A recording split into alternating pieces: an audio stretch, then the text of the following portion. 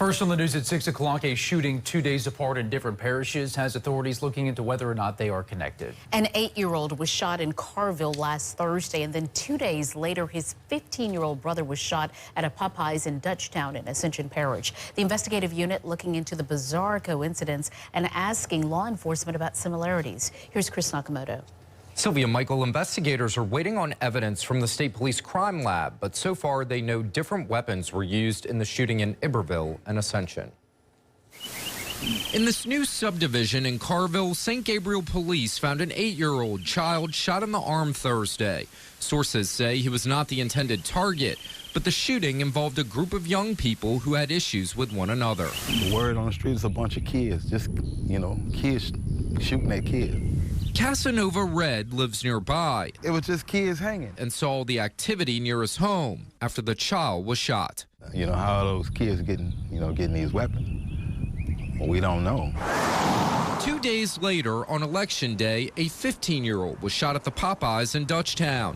These pictures obtained by the WBRZ investigative unit show a large presence of deputies from the Ascension Parish Sheriff's Office that roped off the area with crime tape as they searched for clues.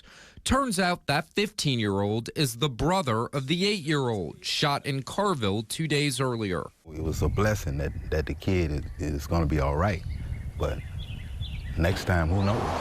Following the shooting at the Popeyes, evidence was submitted to the Louisiana State Police Crime Lab to see if there are any connections. Investigators with the St. Gabriel Police Department are working with the Ascension Parish Sheriff's Office to see what clues they may be able to piece together. This ain't like New Jack City, nothing. This St. Gabriel. For Red, last week's shooting was a wake-up call. Bullets don't have a name, you know?